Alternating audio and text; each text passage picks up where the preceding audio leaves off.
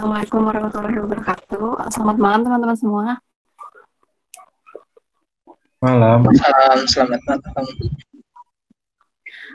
Pertama-tama saya mau mengucapkan terima kasih nih kepada Kak Titan, Kak Winona, Kak Margareta, juga Kak Danen yang telah meluangkan waktunya untuk mendukung program kerja Level Up Divisi Student Center Hima Manajemen. Saya mau berterima kasih juga sama teman-teman semua nih yang udah bersedia hadir di Level Up ini. Nah, seperti yang udah di-share ya tadi siang, menjadi matkul Level Up kali ini tuh pengantar akuntansi. Jadi nanti kalau misalkan apabila teman-teman nih ada yang mau bertanya, mangga langsung aja interupsi gitu ya. Untuk mempersingkat waktu, saya serahkan langsung ke kakak-kakak ya. Mangga teh.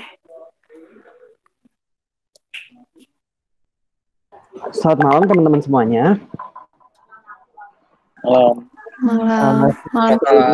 Kita dari teman-teman aku ngucapin terima kasih dulu ke panitia Level Up udah ngeberi kesempatan buat kita ngejelasin materi pada hari ini.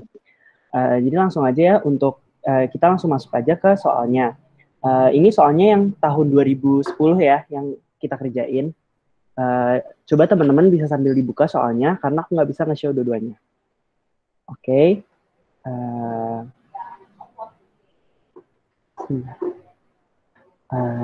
Nah, jadi di sini kita langsung nomor 1 ya. Di nomor 1 kita dikasih tahu Morton Company adalah retailer yang beroperasi di Jakarta. Perusahaan ini menggunakan perpetual inventory method. Teman-teman ada yang tahu nggak sih perpetual inventory method itu apa? Enggak ya? Oke, jadi perpetual inventory method itu adalah suatu metode untuk mencatat inventory secara detail. Jadi dia selalu mencatat pergerakan inventory. Nah, lawannya dari perpetual inventory method ini adalah periodic method, di mana dia itu tuh menghitung inventory itu di akhir periode untuk menghitung cost of goods sold-nya atau ending inventory-nya. Gitu. Kita lanjut ke soalnya. Semua penjualan yang dikembalikan dari customer mengakibatkan pengurangan pada goods being returned to inventory. Nah, di sini dikasih tahu juga bahwa asumsinya itu inventory-nya itu nggak damage. Jadi kita bisa menambahkan lagi inventory yang dikembalikan oleh pembeli ke perhitungan inventory kita. Habis itu kita bisa langsung dikasih datanya. Nah, kita di sini diminta untuk menghitung cost of goods sold, ending inventory, dan gross profit rate menggunakan FIFO method dan LIFO method. Jadi kita langsung aja ngerjain ya teman-teman. Yang pertama kita disuruh nyari dengan FIFO method. FIFO method itu apa sih, ada yang tahu nggak? First in, first out. Iya, benar ya kata temannya tadi, first in, first out. Jadi, kita tuh mencatatnya itu, barang yang pertama kita beli adalah barang yang pertama kita jual. Jadi, kita langsung masuk aja ke soal untuk lebih jelasnya. Di sini kita dikasih tahu pada Januari 1, kita punya beginning inventory sebanyak 50 unit, dengan harga pembelian pas kita membeli itu adalah 12. Maka di sini kuantitasnya itu 50, price itu 12, totalnya 600. Kita lanjut ke tanggal berikutnya. Di tanggal Januari 5, kita melakukan pembelian atau purchase sebanyak 1000 unit dengan harga 14. Nah, di sini kita kuantitasnya 100, kita beli, price-nya 14, totalnya 1400. Lalu kita masukin nih ke sini. Nah, kita taruh di baris bawahnya 50, 12, 600 ini adalah beginning inventory-nya, dan 100, 14, dan 1400 yang tadi kita melakukan pembelian. Lalu di tanggal 8, ada penjualan nih. Kita menjual barang sebanyak 80 dengan harga jual 25. Kita asumsi dolar aja kali ya biar mudah, $25. Nah, yang kita catat ini di cost of goods sold itu adalah tadi kan kita punya nih barang di awal 50 kan dengan harga 12. Nah, kita masukin 50 dengan harga 12. Kenapakah harganya 12 bukan 25? Iya, jadi kalau cost of goods sold itu adalah ibaratnya adalah suatu angka yang menandakan jumlah inventory terjual dari cost-nya. Kan jadi kan kita pas memperoleh si inventory 50 ini, kita mengeluarkan uang 12 kan. Jadi kita mau lihat modal yang kita keluarin itu berapa sih kalau di simpelingnya gitu. Ya, makanya di sini di price yang kita catat itu bukan 25 tapi 12. Paham nggak teman-teman? Nah, sampai sini dulu. Ya. Nah, iya kan. Nah, habis itu karena tadi kan kita 50. Nah, tapi nggak cukup nih, karena kita ngejualnya 80. Maka dari itu kita kuantitasnya kita ambil 30 dari yang harganya 14. Sehingga yang di balance-nya itu, yang harganya 14 itu sisanya jadi 70 aja. 70 kali 14, 980. Lanjut ke tanggal berikutnya ya. Di tanggal berikutnya ada sales return. Yaitu sebanyak 10 buah yang harganya itu 25. Nah, tadi kan di soal juga dikasih tahu ya, kalau misalnya sales return itu akan mengurangi COGS kita. Maka dari itu kita akan mengurangi nih COGS kita, min 10 dengan harga perolehan 14, jadi totalnya 140. Nah, sedangkan kan barangnya dikembaliin, jadi inventory kita bertambah. Jadi yang awal 70, jadi 80, dengan harga 14, totalnya 1120. Habis itu di Januari 15, kita melakukan pembelian lagi, sebanyak 30 dengan harga pembelian 18. Makanya di sini kita catat 30, 18, 540. Lalu kita taruh aja 80, 14, 1120, 30, 18, 540. Terus di Januari 16 kita melakukan purchase return. Nah, jadi kalau sales return itu kita sebagai penjual dikembaliin barangnya, tapi kalau misalnya purchase return itu kita sebagai pembeli kita ngebalikin barangnya. Maka dari itu di kolom purchase kita mengurangi 5 karena kita mengembalikan 5 dengan harga 18, jadi min 90. Nah, akibatnya ke balance kita itu adalah inventory di tangan kita berkurang, karena tadi kita kembaliin kan. Jadi 80, 14.120, 25, 18, 450. Di Januari 20, kita akan sales lagi sebanyak 75 unit, dengan price harga penjualan itu 25. Tapi yang kita catat lagi-lagi 14, harga barang yang paling atas di sini. 14, 1150. Jadi total yang harga 14 itu kita cuma punya 5 unit lagi, berarti totalnya 70. Lalu yang harganya 18 itu kita punya 25 unit. Lalu di tanggal 25 ada pembelian sebanyak 10 unit dengan harga 20, maka totalnya 200. Terus ya udah kita taruh lagi di balance. Terus untuk ending inventory kita tinggal jumlah deh. Di tanggal 25 ini ada berapa inventory-nya? 70 ditambah 450 tambah 200, jadi 720.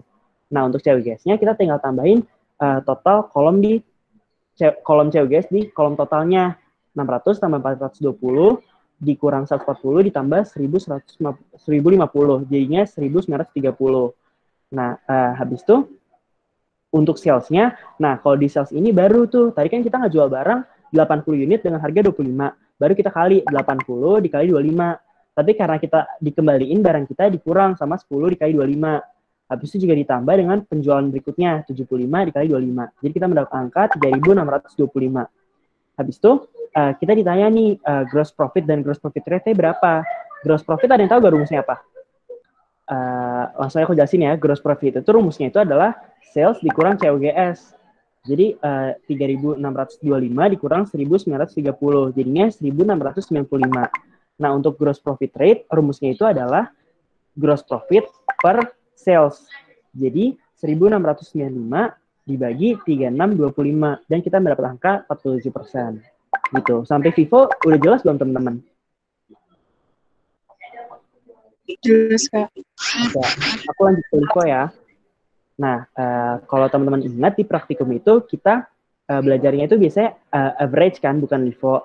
Nah, jadi sebenarnya LIFO ini metode itu udah dilarang untuk penggunaannya di IFRS, atau yang pakai IFRS itu biasanya negara-negara di Eropa, Asia. Nah, tapi LIFO ini masih digunakan di Amerika atau yang menggunakan standar GAAP. Jadi kita tetap kerjain aja ya menurut soalnya. Nah, jadi kan tadi kan kita udah ngerjain soal berdasarkan FIFO. Nah, kalau LIFO ini simpelnya sebenarnya dibalik aja. Jadi, contoh kita langsung masuk aja ya. Di Januari 1 ada beginning inventory. Ini sama kayak tadi. Nah, di Januari 5, kita beli barang 100 dengan harga 14. Habis itu kita taruh juga di balance kan. Nah, tanggal 8, kita menjual nih 80 unit dengan harga 25. Nah, kalau tadi kan kalau teman-teman lihat di FIFO ini, kita tuh dari awal, dari barangnya awal 50 dengan harga 12, baru sisanya 30 dengan harga 14. Tapi kalau misalnya di LIFO itu, kita tuh mencatatnya dari yang paling akhir, barang yang terakhir kita beli, kita catat sebagai COGS pertama. Jadi kan kita punya beli ada 100 barang dengan harga 14. Nah, kita ambil dari situ 80 unit dengan 14, total 1.120. Nah, berarti sisanya itu 50 unit yang beginning inventory tadi, sama 20 unit dari sisa pembelian yang udah terjual. 14. Paham kan, teman-teman? Terus selanjutnya ada sales return di Januari 10, sebanyak 10 unit. Berarti kita kurangin aja sama kayak tadi, dia pengurangan COGS. Kurang 10 dengan harga perolehan 14, maka totalnya 140. Jadi dia akan menambah inventory kita. 50, 12, 600, 30, 14, 420.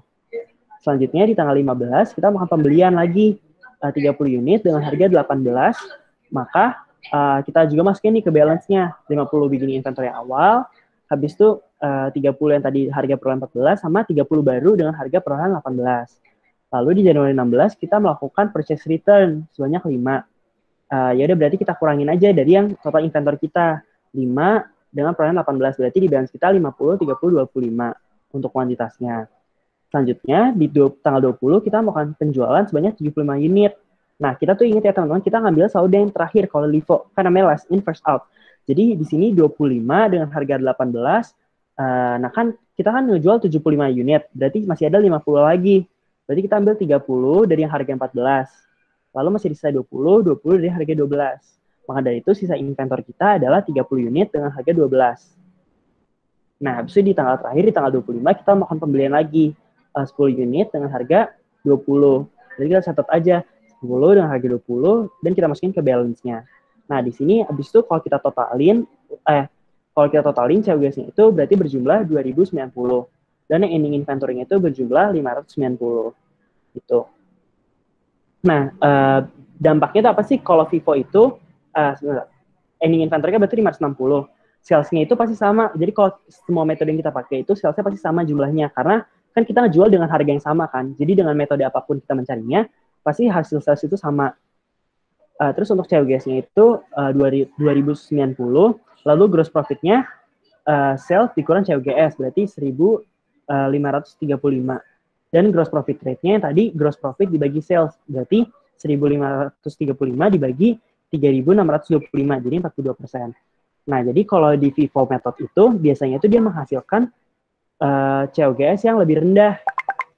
Jadi kalau COGS lebih rendah, kan kalau misalnya nyari gross profit itu, sales dikurang COGS. Maka dari itu gross profitnya pasti lebih tinggi kalau di FIFO. Kalau di FIFO kebalikannya aja. Gitu. Untuk nomor 1, ada yang mau ditanya dulu nggak teman-teman? Kalau ada yang mau tanya, tanya aja kalau aku kurang jelas. Ya, kenapa? Nggak ada, Kak, lanjut. Oh, nggak ada, oke. Kasih.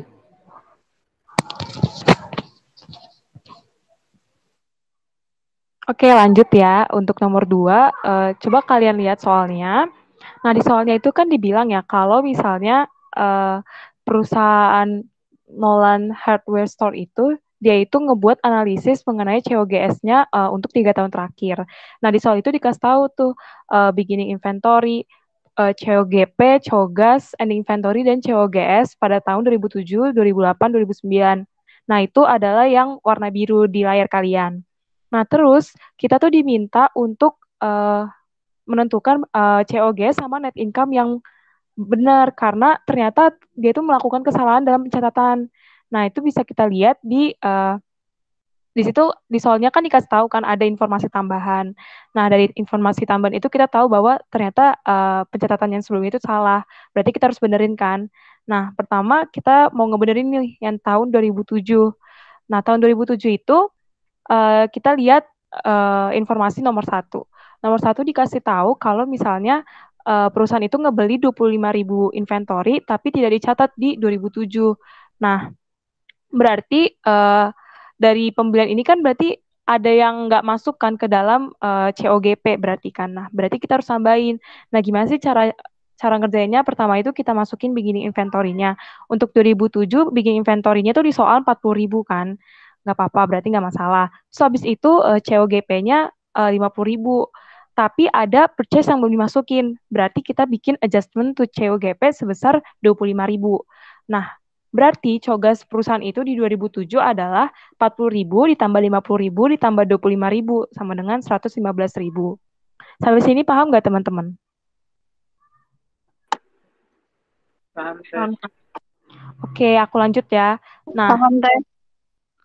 nomor 2, kita lihat di soal ada informasi nomor 2. Nah, nomor 2 itu dikasih tahu kalau misalnya ending inventory-nya itu harusnya di tahun 2007 itu sebesar 24.000. Tapi di data yang ada di soal yang di atasnya itu, yang warna biru itu ditulis bahwa ending inventory-nya itu adalah sebesar 18.000. Berarti kita mau nyari COGS yang baru kan? Berarti cara cari COGS itu kan COGS dikurang ending inventory ya. Berarti COGS yang baru 115 dikurang 24.000 ending inventory yang sebenarnya. Berarti COGS perusahaan itu di 2007 tuh sebenarnya 91.000, ya kan? Nah, terus untuk dapat net income yang benar gimana sih? Nah, pertama kita balik lagi nih ke data yang sebelumnya, yang warna biru. Nah, di situ kan kita tahu nih, kalau misalnya COGS itu 72.000, untuk net income-nya sendiri itu dikasih tahu di soal bahwa net income 2007 itu sebesar 70.000. Nah, habis itu buat dapat sales-nya, coba teman-teman ingat, net income itu dapatnya kayak gimana? Maksudnya rumus untuk dapetinnya gimana? Aku lupa, Kak. Oke, aku ingetin lagi ya. Net income itu dapatnya dari sales dikurang COGS, dikurang sama operating expense atau expense lainnya, dan ditambah kalau misalnya ada penambahan pendapatan yang bukan dari penjualan. Nah, di soal ini asumsinya itu nggak ada operating expense atau tambahan pendapatan lainnya, jadi pure net income itu didapatkan dari sales dikurang sama COGS. Nah, kan kita mau nyari sales kan, kalau nyari sales, kalau diketahui net income sama COGS berarti sales-nya dapatnya gimana? Oke, karena nggak ada yang jawab, aku jawab ya. Jadi, untuk sales, kan tadi aku kasih tahu kan, net income itu sales dikurang COGS. Berarti sales itu adalah COGS ditambah net income.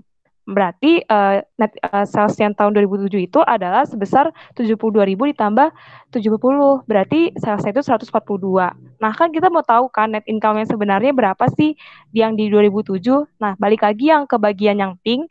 Jadi, untuk dapat net income-nya itu sales 142 itu kita kurangin sama COGS yang baru 91.000. Berarti net income-nya itu sebesar 51.000.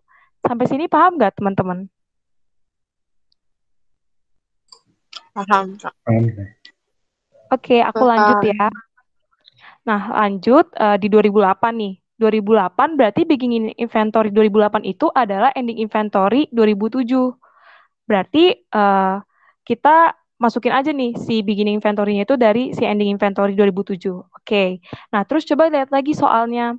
Soalnya itu poin nomor 3 dikasih tahu kalau misalnya ending inventory 2008 itu tuh terdiri dari inventory yang besarnya tuh 5.000, tapi dia itu dibeli menggunakan FOB destination dan sampai akhir tahun tuh masih di perjalanan.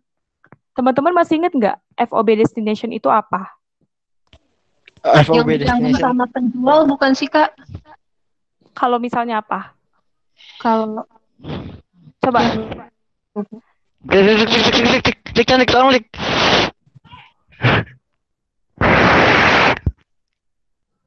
Ayo tadi udah mau benar kok. Coba. Aku pakai HP nih jadi nggak tahu siapa yang ngomong tadi. Iya, yang ditanggung penjual bukan sih, Kak? Kalau misalnya?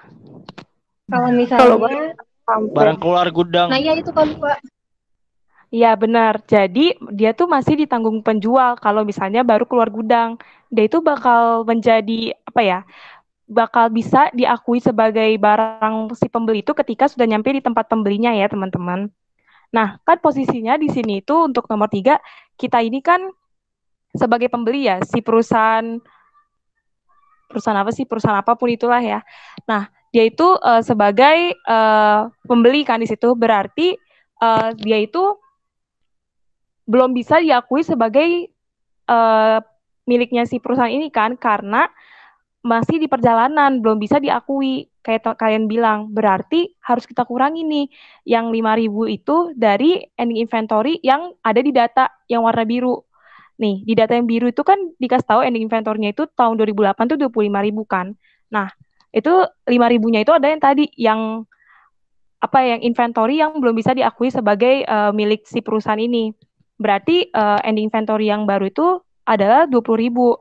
Berarti COGS 2008 itu adalah 24.000 ditambah 55.000, kita ketemu COGS-nya itu sebesar 79.000. Kemudian COGS-nya kita kurangin dengan ending inventory yang 20.000 tadi. Berarti COGS 2008 itu adalah sebesar 59.000. Nah, untuk dapat net income-nya sama ya kayak yang 2007 tadi. Berarti kita nyari dulu sales-nya dari COGS sama net income di data yang belum dibenerin. Ketemu nih salesnya 108. Berarti net income di 2008 itu sebesar 108 dikurang 59.000, dikurang COGS yang baru. Berarti net income yang barunya itu di 2008 itu sebesar 49.000. Sampai sini paham nggak teman-teman? Paham, Kak. Oke, Paham, Teh. kita lanjut ya. Lanjut di 2019. Nah, 2019 berarti kayak tadi aku bilang beginning inventory di 2019 itu adalah ending inventory di tahun sebelumnya. Berarti di tahun 2008. Berarti beginning inventory-nya itu 20.000. Terus COGP-nya itu ada di soal ya 70.000. Berarti COGAS-nya itu 90.000. Nah, terus kita lihat lagi soalnya. Di soalnya ini ada di poin 4 dikasih tahu kalau misalnya ending inventory itu tidak include inventory sebesar 4.000 yang akan dikirimkan pada tanggal 29 Desember ke Samsung Plumbing Company menggunakan FOB shipping point. Nah, goods-nya itu masih di jalan sampai akhir tahun. Kalau FOB shipping point gimana teman-teman perlakuannya? Halo? Kan tadi FOB destination itu baru bisa dimiliki sama pembeli kalau misalnya udah nyampe kan di tempat pembeli. Kalau FOB shipping point Pas sudah keluar. pas udah Sudah keluar kan. pas keluar. Nah, berarti menurut kalian yang 4.000 ini tuh sebenarnya masih miliknya perusahaan Nolan atau sudah miliknya perusahaan Samsung? Udah milik perusahaan Samsung. Bener ya, kata temennya. Bener kok. Jadi udah milik perusahaan Samsung. Berarti sebenarnya kan yang data lama dia nggak dimasukin kan 4.000-nya. Dan yang 4 pun dikasih tahu kalau dia belum dimasukin. Jadi kayak berarti nggak apa-apa, nggak ada perubahan di ending inventory itu. Karena yang kayak tadi temannya bilang, dia itu belum, dia sudah menjadi miliknya perusahaan Samsung. Gitu. Nah, berarti di sini ending inventory-nya tetap ya 40.000. Nah, berarti COGS-nya itu adalah, kita cari dulu COGS-nya 20.000 dari ending inventory yang 2008, itu menjadi beginning inventory di 2009, di tahun 2009, terus kita tambah COGP, berarti COGS-nya itu 2009 itu adalah 90. Nah, habis itu ending inventory-nya itu adalah 40.000 kan, berarti COGS-nya itu 90 dikurang 40.000, sama dengan 50.000. Nah, terus untuk net income 2009 itu adalah kita cari lagi nih sales-nya dari data sebelumnya. 55 ditambah 55, berarti sales-nya itu adalah 110. Nah, habis itu net income 2009 berarti sales 110 dikurang sama COGS yang baru 50.000. Berarti net income 2009 itu adalah sebesar 60.000. Nah, di soal ini kalian udah paham atau masih bingung? Adik masih bingung? Paham, Teh. Oke, kita lanjut aja ke nomor 3. Oke, aku lanjutin ke soal nomor 3. Jadi sebenarnya soal nomor 3 ini sih lebih ke intermediate accounting ya. Jadi ini tentang inventory valuation. Jadi mungkin kalian emang nggak dapet sih. Cuman ini mungkin karena 2010 jadi ada perubahan kurikulum, tapi biar aman kita bahas aja ya. Nah, jadi di sini disajiin nih data tentang beginning inventory, merchandise purchase, sama net sales dari department store di bulan Juli gitu ya. Nah, di sini kalian disajikan itu ada sisi at cost sama at retail. Bedanya apa? Jadi kalau at cost itu kita nulis beginning inventory-nya itu sebesar berapa quantity beginning inventory kita dikalikan sama price pas kita memperolehnya. Jadi kayak at cost biasa nih pas kita beli, nah itu yang kita catatkan ya sebagai inventory. Tapi kalau at retail itu kuantitinya kita kalikan dengan price original selling price. Jadi yang kita jual nih ke pasaran berapa sih? Nah itu at retail. Nah, di sini kita diminta buat menghitungnya pakai retail inventory method. Nah, kalau retail inventory method itu kita bakalan mengenal adanya cost to retail ratio. Jadi sebenarnya itu cost to retail ratio ini nantinya kan akhirnya kita tuh bakalan mendapatkan ending inventory at retail ya. Jadi ibaratnya ending inventory yang masih tercatat sebesar original selling price dari si perusahaan tersebut. Nah, kita pengen tahu nih berapa sih cost-nya dari ending inventory at retail tersebut. Jadi kita nyari dulu nih perbandingannya atau cost to retail rasionya. Dan cara cost of goods available for sale yang ada di at cost dibagi dengan cost of goods available for sale di sisi at retail. Oke, jadi di sini kita tambahin dulu ya, yang beginning inventory sama merchandise purchase masing-masing di sisi at cost sama di at retail. Nah, udah nih, di at cost 35.000 ditambah 115.000, hasilnya 150.000. Kalau yang at retail 50.000 ditambah 150.000, hasilnya 200.000. Nah, buat dapetin cost to retail rasionya berarti cost to retail, berarti cost dibagi retail ya. Berarti 150.000 dibagi 200.000. Kita dapat nih cost to retail rasionya 0,75. Sampai sini ada yang bingung nggak cost to retail rasio sama perbandingannya? Nggak ada ya, aku lanjut ya. Nah, di sini kita tuh dikasih tahu nih net sales-nya. Tapi kan biasanya tuh kalau perusahaan itu di akhir periode dia tuh pengen kayak nge-stock up name, kayak pengen itu sisa ending inventory-nya itu berapa sih di akhir periode. Nah, di sini kita diketahui nih sales-nya itu net sales-nya 140.000. Nah, kalau net sales itu kita dapetin dari perkalian apa sama apa sih? Ada yang tahu nggak? Sales berarti quantity dikali sama halo? Harga jual bukan? Iya, benar ya. Sama original selling price-nya. Nah, berarti net sales ini ibaratnya kayak harga yang pas kita jual di at retail-nya kan ya. Nah, makanya dia di situ bersifat mengurangi cost of goods available for sale at retail, bukan at cost. Karena net sales itu kita dapetin dari price original selling price-nya kan. Nah, makanya 140.000 ini mengurangi 200.000 dan kita mendapatkan ending inventory at retail. Jadi ibaratnya aku udah tahu nih goods available for sale-nya itu udah berapa. Nah, terus diketahui nih aku dalam satu periode itu udah ngejual berapa. Nah, aku pengen tahu nih akhir periode atau ending inventory at retail aku itu udah berapa. Berarti tinggal dikurangin kan ya, 200.000 kurangin 150.000. Hasilnya 60.000. Tapi 60.000 itu masih pakai selling price. Kita pengen tahu ending inventory at cost-nya itu berapa. Caranya 60.000 dikali sama cost to retail rasionya yaitu 0,75. Jadi 60.000 dikalikan 0,75 atau 75%. Hasilnya adalah 45.000. Ada yang masih bingung nggak? Soalnya ini emang di praktikum kita nggak dapat ini ya. Soalnya emang kurikulumnya nggak membahas ini. Ada yang masih bingung nggak? Nggak apa-apa, tanyain aja. Udah ngerti? Oke, kalau udah ngerti lanjut aja ya ke nomor 4. Oke, kita lanjut ke nomor 4 ya teman-teman. Jadi di soalnya tuh dikasih tahu kalau misalnya perusahaan Schneider Company itu inventory-nya tuh hilang karena ada terjadi kebakaran nih. Bukan hilang sih, rusak gitu. Karena terjadi kebakaran pada tanggal 1 April. Nah, kita itu diminta untuk tentuin berapa sih barang yang atau inventory yang sudah hancur karena si kebakaran itu. Nah, berarti sebenarnya kita tuh pengen tahu kan ending inventory. Jadi gini, jadi di soal ini dikasih tahu kalau misalnya ada data 3 bulan pertama nih. Nah, kita itu kebakarannya tanggal 1 April kan, berarti istilahnya tuh kayak ini tuh ada ending inventory 2000, ending inventory Maret 31 gitu kan. Nah, kita mau tahu nih ending inventory-nya itu berapa, karena pada tanggal 1 April itu apa ya, ada kebakaran dan hilang semua gitu inventory-nya. Oke, berarti kita bisa dapat ending inventory gimana sih caranya?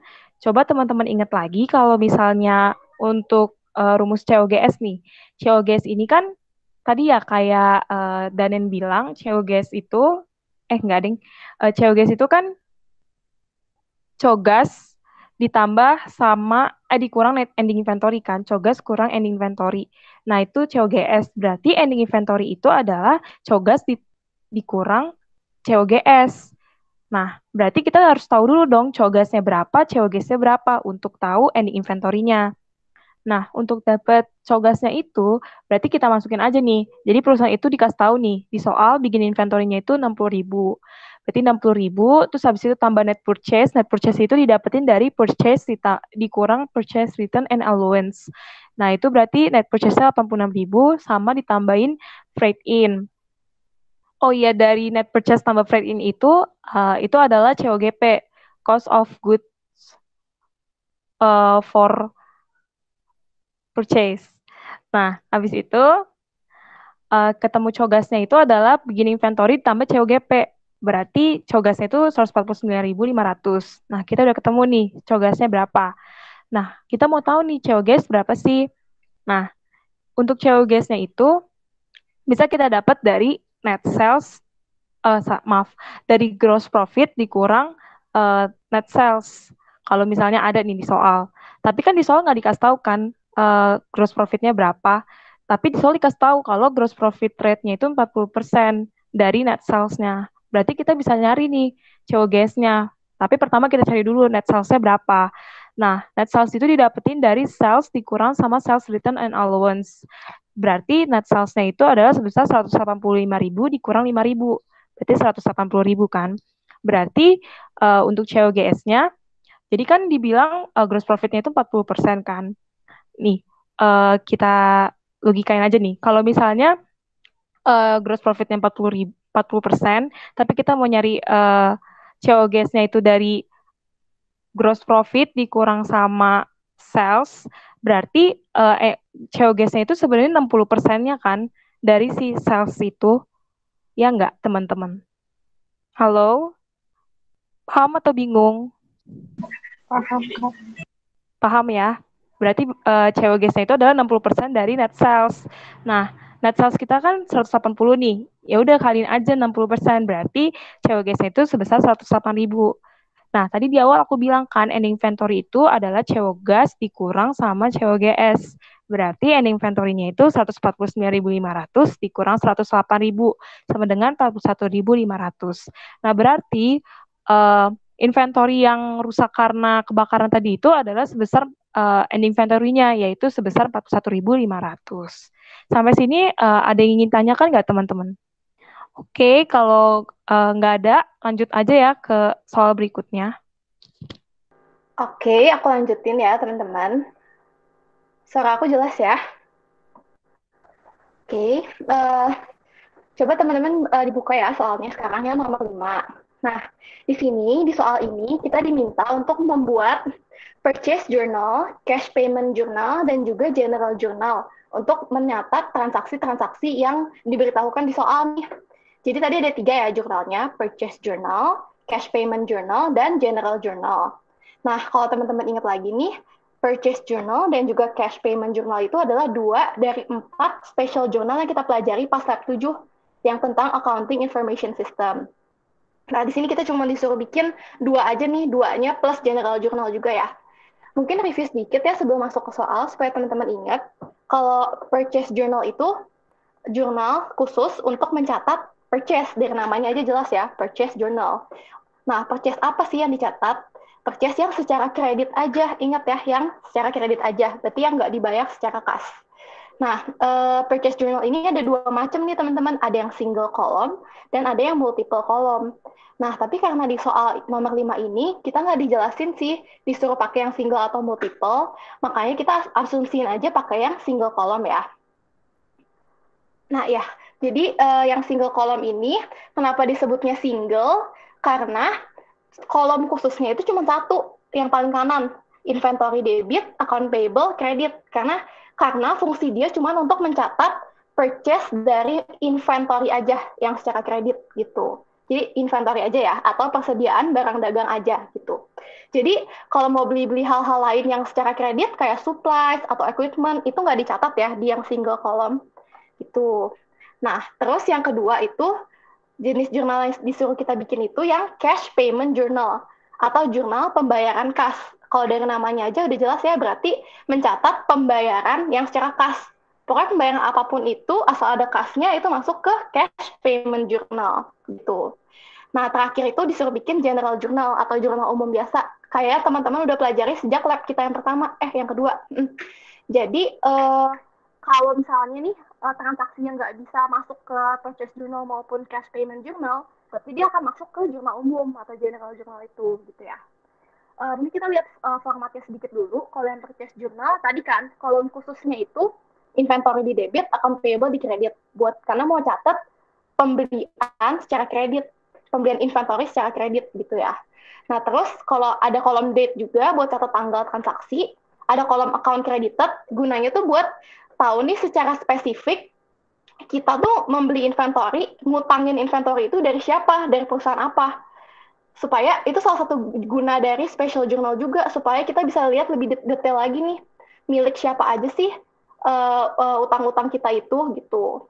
Nah, kalau terms-nya itu biasa kalau misalnya kita melakukan pembelian secara kredit kan ada terms diskonnya kan. Misalnya 2/10 and per 30 itu diskonnya 2% jika dibayar dalam 10 hari. Dan maksimal pelunasan 30 hari gitu ya. Terus kalau ref itu ya karena ini jurnal, nanti refnya itu buat ketika kita nanti mau mindahin ke ledger, buat nandain kalau dia udah dipindahin gitu. Oke, Danen boleh turun sedikit aja. Nah, oke. Nah, sekarang kita perhatiin formatnya cash payment journal. Tadi kan cash payment journal. Jurnal untuk mencatat pembayaran secara kas. Berarti udah pasti dong ada kas yang keluar. Makanya tuh kalau teman-teman lihat di kolom yang paling kanan, ada cash di sisi kredit. Ya karena kita pasti setiap transaksi yang ada di jurnal ini pasti ada kas keluarnya. Jadi udah pasti ya. Nah, terus ada kolom khusus lainnya nih, ada account payable di sisi debit. Itu kalau kita mau melunasi account payable kita atau utang kita. Nah, terus ada juga inventory di kredit. Nah, inventory di kredit itu bukan ketika kita ngejual inventory ya, tapi ketika kita mau melunasi utang kita nih, tapi kita dapat diskon. Kalau teman-teman ingat, kalau kita melakukan pencatatan pakai perpetual inventory method, jadi ini pakai perpetual ya di soal ini karena nggak di-specify dia harus pakai apa. Kalau nggak di-specify itu biasanya kita pakai perpetual karena lebih umum untuk digunakan ya. Jadi kalau pakai perpetual itu, kalau kita mau melunasi utang, terus kita dapat diskon, utang itu langsung mengurangi nilai inventory kita gitu. Jadi nggak muncul akun purchase discount kalau perpetual method. Makanya ada kolom khusus tuh inventory di kredit buat nyatet diskonnya. Nah, tapi kan cash payment itu luas ya, nggak cuma yang tadi aku sebutin aja. Jadi makanya ada kolom khusus lagi nih namanya other accounts. Jadi untuk akun-akun yang belum ada sebelumnya. Jadi bisa masuk juga asal ada pembayaran kasnya gitu. Ya udah, kalau general journal paham lah ya formatnya. Jadi kita langsung masuk aja ke transaksinya. Oh ya, sebelumnya teman-teman ada yang bingung nggak mengenai format dari special journal ini? Kalau bingung ditanyain aja ya. Yaudah, kita langsung masuk ke transaksinya. Nah, transaksinya, teman-teman sambil buka soal ya. Di Oktober 5 itu, kita melakukan pembelian inventory secara kredit sebesar 20.000 dari Henry Company dengan terms sekian. Terus dibilang juga di soal nih, ini FOB shipping point. Kayak yang tadi Margaret udah jelasin, kalau FOB shipping point itu kan pembeli yang menanggung ongkos kirimnya kan, karena setelah barang keluar dari gudang penjual, itu udah jadi tanggung jawab pembeli, termasuk ongkirnya gitu. Nah, tapi yang agak aneh sih di soal ini nggak dikasih tahu ya ongkirnya berapa. Jadi kita asumsiin aja ini bukan FOB shipping point ya, tapi FOB destination point. Jadi kita sebagai pembeli nih, kita nggak nanggung ongkir, karena nggak ada informasi ongkirnya berapa gitu. Ya udah, kita langsung aja masuk. Tadi Oktober 5, beli 20.000. Oke, karena dia membeli inventory secara kredit, jelas ya langsung masuk ke purchase journal. Kita tulis Oktober 5, company-nya Henry Company, terms-nya ditulis, dan langsung masukin 20.000 gitu. Nah, terus selanjutnya, Oktober 6 nih, kita membayar 7.200 ke Federated Insurance Company untuk asuransi selama 2 tahun. Di sini kata kuncinya udah jelas ya, membayar, berarti membayar secara kas, berarti pasti masuk ke cash payment journal, karena ada pembayaran kasnya. Oke, itu sebesar 7.200. Ini pembayaran apa sih? Di sini dibilang membayar untuk insurance selama 2 tahun. Jadi di sini insurance-nya udah kita pakai atau belum, teman-teman? Di kasus ini. Iya, belum ya. Belum kita pakai, jadi kita bayar di muka, makanya akunnya prepaid insurance gitu. Jadi Danen boleh turun sedikit, nggak usah Danen, sorry. Ya, langsung aja cash-nya kan 7.200 di kredit. Nah, karena prepaid insurance itu bukan akun yang ada tabel khususnya, kita masukin di other accounts 7.200. Account debited-nya kita spesifikasiin nih apa sih other accounts-nya, yaitu prepaid insurance gitu. Udah mulai paham ya cara ngisinya sekarang? Kita masuk ke Oktober 8. Oh ya teman-teman, kalau nggak paham boleh di Slack aja ya ditanyain. Untuk Oktober 8, kita melakukan purchase supplies secara kredit sebesar 700 dari Flint Supply Company. Ada terms-nya juga. Nah, Coba aku mau tes teman-teman deh, supplies sama inventory apa bedanya? Ada yang tahu nggak? Supplies sama inventory. Aku kasih tahu bahasa Indonesianya deh. Supplies itu persediaan. Inventory itu persediaan barang dagang. Bedanya apa? Ayo, ada yang mau coba? Biar nggak bosan, teman-teman dicoba jawab. Gampang loh, persediaan sama persediaan barang dagang. Bedanya apa? Inventory yang dijual. Ya, bener banget. Inventory itu kan persediaan barang dagang. Berarti dia itu persediaan yang akan dijual sama perusahaan. Tujuan utamanya dia punya inventory itu ya karena mau dijual. Gitu, makanya namanya persediaan barang dagang. Atau merchandise inventory.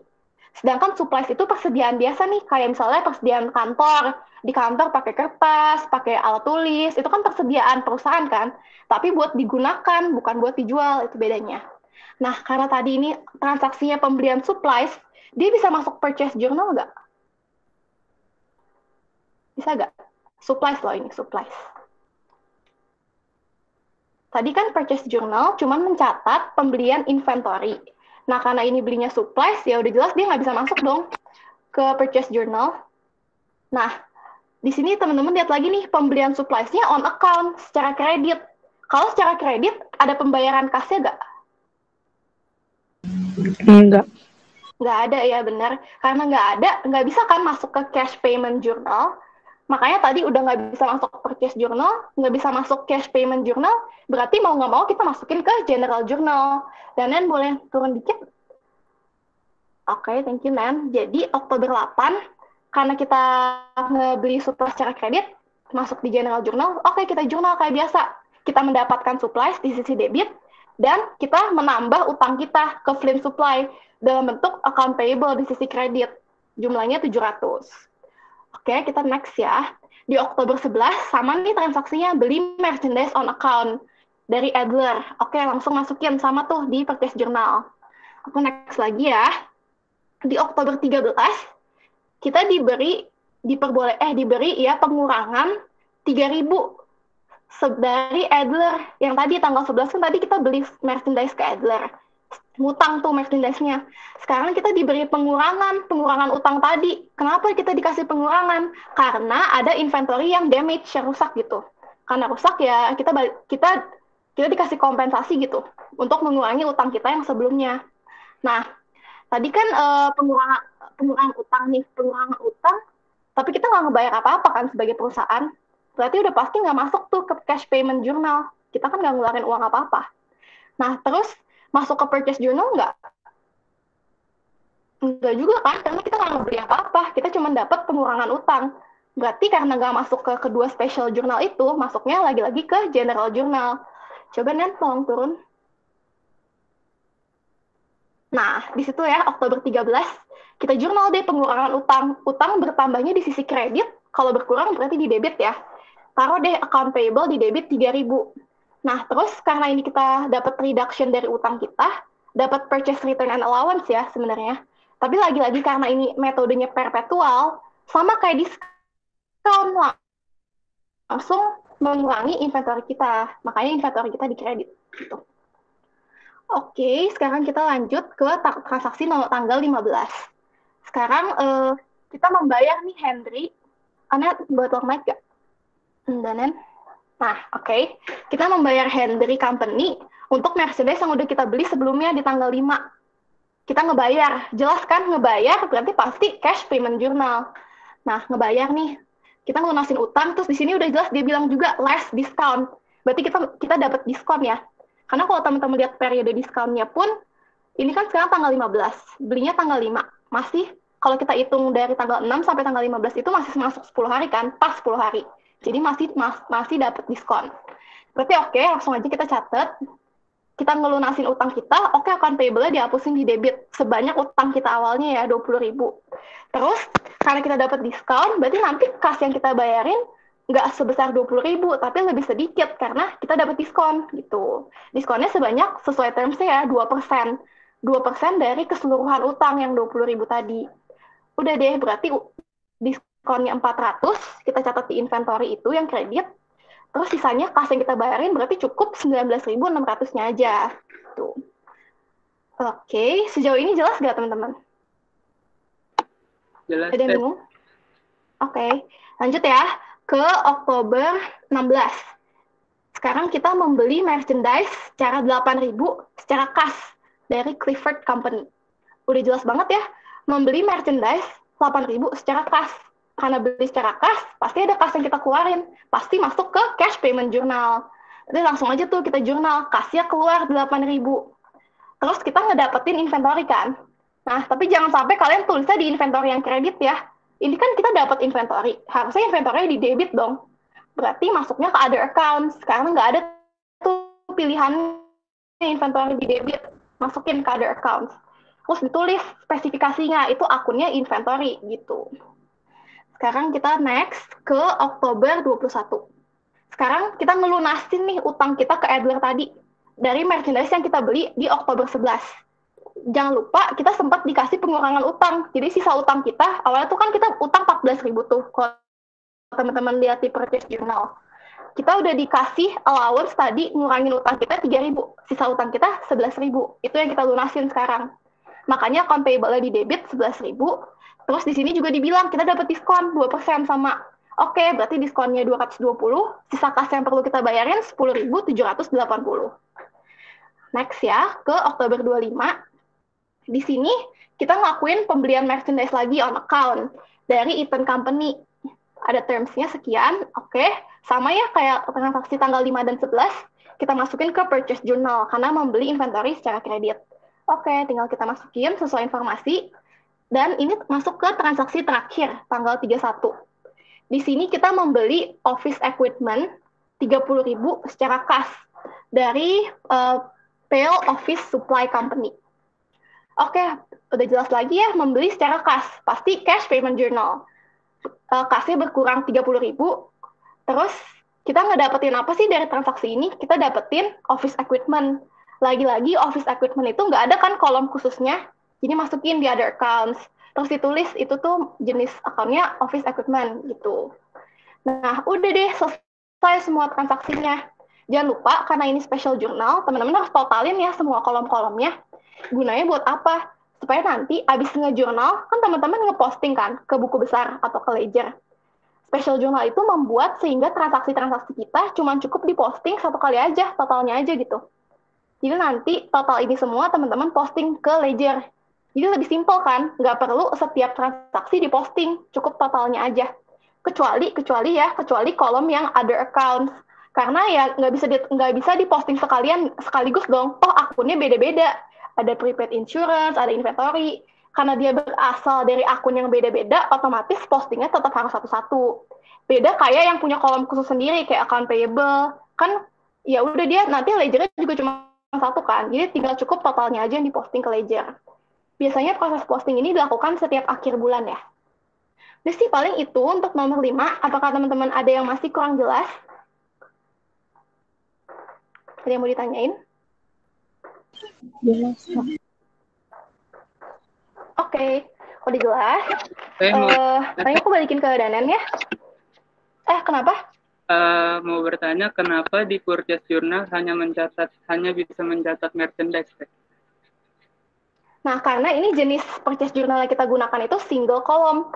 Jadi, biasanya tuh kalau misalnya anggap aja kamu punya perusahaan dagang nih. Kalau kamu perusahaan dagang, operasi utama kamu menjual inventory kan.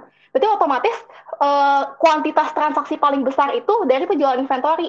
Jadi kamu emang pengen nih spesifik, pengen bikin jurnal khususnya buat catat yang inventory-nya aja, pembelian inventory secara kredit aja. Makanya kamu pakai yang single column gitu. Ini bisa tergantung perusahaan kok mau pakai yang mana. Tapi karena di sini single column, jadi cuma satu transaksi khususnya, yaitu pembelian inventory secara kredit aja. Kalau kamu pakai yang multiple column, itu bisa kok. Multiple column bisa ngecatat pembelian-pembelian lain yang secara kredit, apapun. Bisa supplies, bisa equipment. Itu nanti bentuk kolomnya kamu bisa lihat di materi kita yang lab 7, materi praktikum. Tapi ya ini karena perusahaan yang pengen pakai yang single column, makanya pakai single column. Gitu. Sebenarnya ini kita simplifikasi aja sih, kita kasih contoh yang single column. Karena biasanya emang pakai single column kalau perusahaan dagang ya. Udah cukup menjawab? Oke, terima kasih. Oke, makasih ya atas pertanyaannya. Kalau, masih ada yang mau nanya lagi? Oke, aku anggap udah jelas ya. Aku balikin aja ke Danan. Danan ada yang mau tambahin? Kalau dari oke, nggak ada pertanyaan. Oke, dia mau nanya.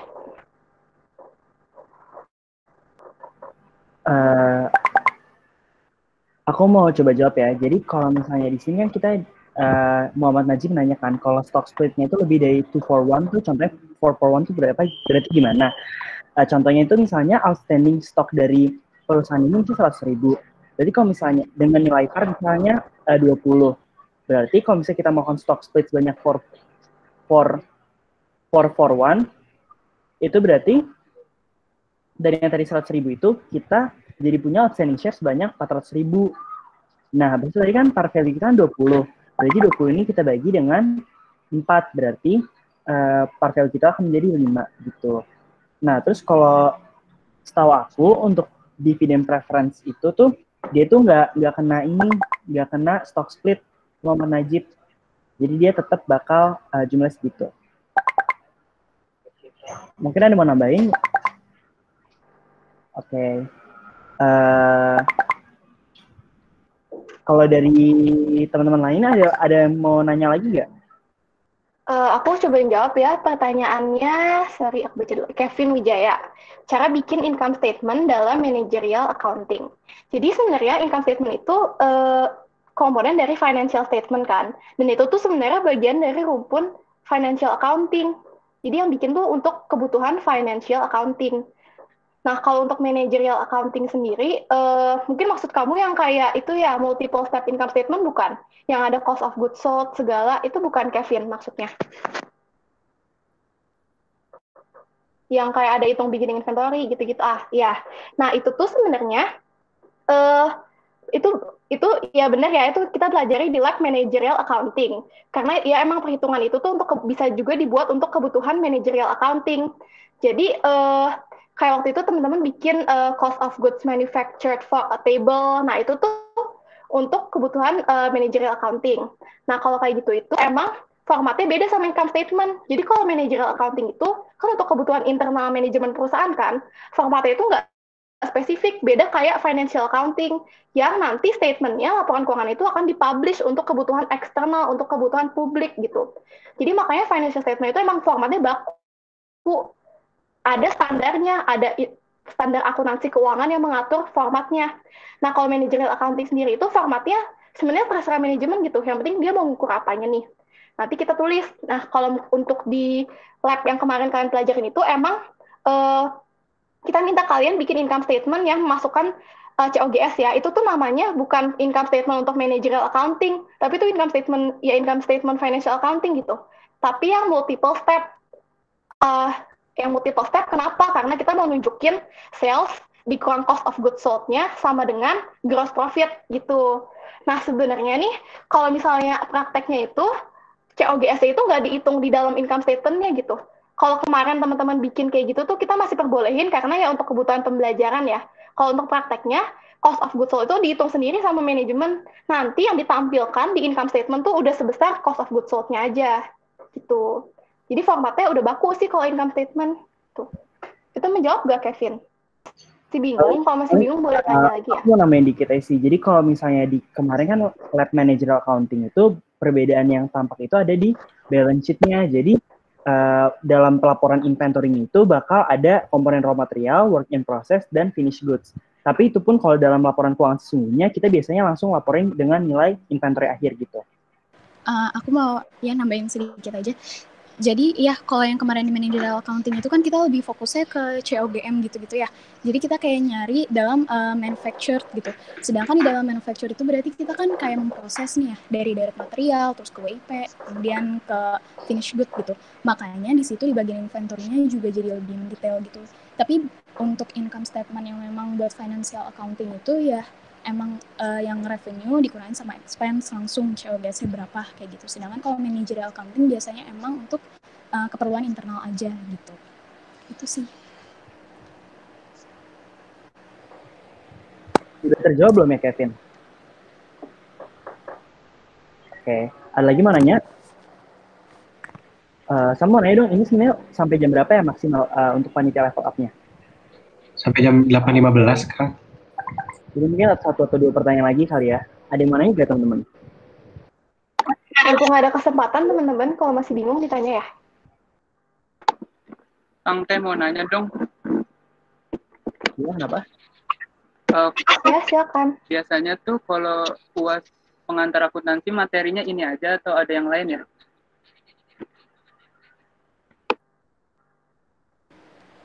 Aku mau jawab aja.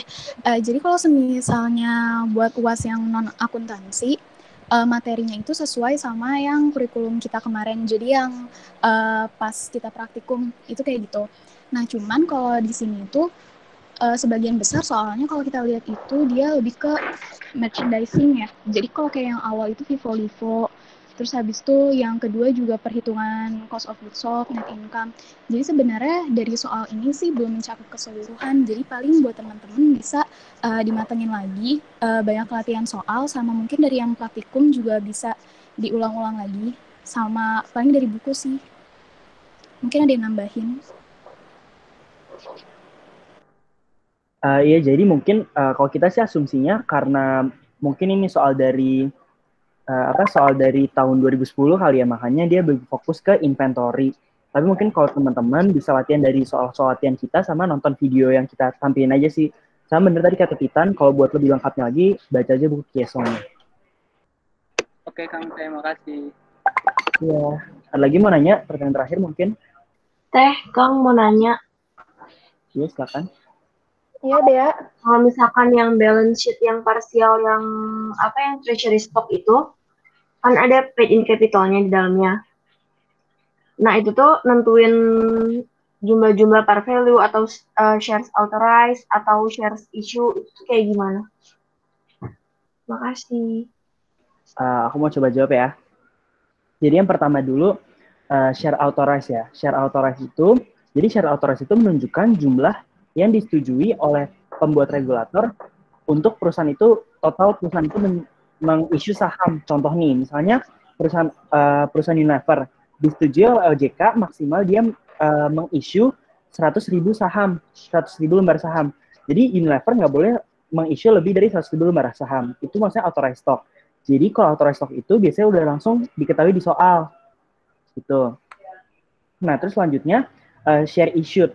Nah, share issued ini adalah jumlah yang sebenarnya di-issued oleh perusahaan. Contohnya kalau tadi contoh Unilever, misalnya Unilever itu benar-benar meng-issue 70.000 lembar saham. Berarti share issued dari si Unilever ini ada 70.000. Kayak gitu. Nah, terus satu lagi itu adalah share outstanding. Nah, kalau share outstanding ini adalah share yang berada di pasar. Share yang berada di pasar, yang diberikan di pasar. Nah, maksudnya itu apa? Berarti itu adalah share outstanding ini sama dengan share issued, share yang benar-benar kita keluarkan, dikurang dengan treasury stock. Treasury share. Treasury stock kan adalah share yang perusahaan itu beli kembali kan. Jadi kan logikanya, kayak misalnya aku punya 70.000 lembar saham. Nah, aku ngeluarin 70.000 lembar saham, tapi aku beli aja 20.000. Berarti share yang benar-benar berada di pasar itu sebanyak 50.000 share. Gitu. Itu untuk penjelasan yang share-nya. Kalau par value itu biasanya diketahui di soal. Nah, kalau tadi kamu sempat tanyakan, kalau misalnya kayak additional paid in capital itu dapatnya dari mana sih, Kak? Nah, itu dapatnya dari selisih antara harga jual sahamnya per lembar dikurang dengan par atau stated value-nya. Gitu, baru dikali jumlah saham terjualnya. Gitu deh. Ada yang mau tambahin mungkin teman-teman lainnya? Cukup sih aku rasa. Udah jelas deh ya. Ya, itu aja. Udah jelas deh, oke. Oke. Mungkin satu pertanyaan lagi kali terakhir ya, kalau ada teman-teman, ada yang mau nanya? Nggak ada ya? Oke, mungkin dari kita balikin lagi aja kali ya ke panitia level up-nya. Makasih. Oke, Kang, terima kasih atas penjelasannya. Saya di sini mewakili Febri yang sedang bermasalah di mikrofonnya. Kami, panitia untuk level up ini, mengucapkan terima kasih kepada Kang Tete yang sudah menyempatkan waktunya untuk mengajar pada kesempatan kali ini.